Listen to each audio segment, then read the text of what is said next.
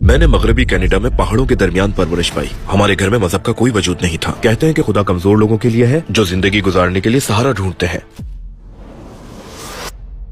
आप जानते हैं मेरे बहनों ने खुदकुशी कर ली। अपनी बहन को खो दिया फेंटेनिल के ओवरडोज की सबब। खास तौर पर एक रात में मेरा दोस्त आया जो खून में लथपथ था। उसे कई जगहों पर चाकू मारा गया था। तो मुझे एहसास होना शुरू हुआ कि मैं कहां जा रहा हूं। अजान की आवाज आना शुरू हुई। मैं मजाक नहीं कर रहा, मेरे आंसू बहना शुरू हो गए। मुझे इसका मतलब समझ नहीं आ रहा था, लेकिन ये सीधे मेरे दिल को लग रही थी। ये दुनिया भर से आए हुए मुसलमान भाइयों का एक ग्रोह था। वो नमाज पढ़ने के लिए इकट्ठे हो रहे थे, और जब मैंने ये इत्तेहाद देखा जहां रंग की बुनियाद पर कोई फर्क नहीं किया जाता था, तो मैं देखकर दंग रह गया।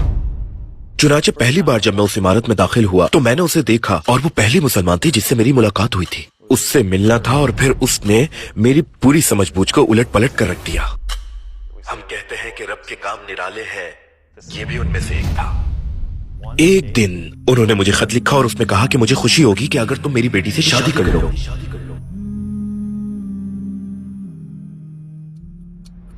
अस्सलाम वालेकुम भाई विल साले, हमारी दावत कबूल करने का शुक्रिया। टुवर्ड्स इटर्निटी में आपकी तशरीफ आवरी से बहुत खुशी हुई। सबसे पहले बताएं विल साले कौन है? क्या आप मुख्तसरन अपनी जिंदगी के बारे में कुछ बता सकते हैं? वालेकुम अस्सलाम, अल्हम्दुलिल्लाह। मुझे दावत देने के लिए आपका बहुत शुक्रिया। मैं बेसब्री से इसका इंतजार कर रहा था। तो मुख्तसरन मैंने मगरबी कनाडा में पहाड़ों के दरमियान परवरिश पाई। घर में मजहब का कोई वजूद नहीं था, और दर हकीकत ये एक एथियस्ट किस्म का खानदान था जहां हम खुदा पर ईमान नहीं रखते थे। ये समझते कि खुदा उन कमजोर लोगों के लिए है जिन्हें जिंदगी गुजारने के लिए सहारा चाहिए। तो मेरी मजहब के बारे में परवरिश कुछ ऐसी थी। जब मैं बहुत छोटा था, बाज़ औक़ात जब करने को कुछ नहीं होता था तो कम्युनिटी में जहवाज विटनेस का एक किंगडम हॉल था जो एक मसीही फिरका है। हम सभी वहां जाया करते थे। मेरे वालिद अपने दौर के एक मशहूर बाइकर थे, आप जानते हैं ना, बड़ी दाढ़ी, टैटूज। लिहाजा जब आप लोगों से मिलते हैं आप उन्हें जानने लगते हैं। तो जान पहचान के बाइस एक बार हम वहां गए, और मेरे लिए एक मौका था कि मैं बच्चों की तरह सूट और छोटा टाई पहनकर तैयार हूँ। लेकिन हकीकत यही है कि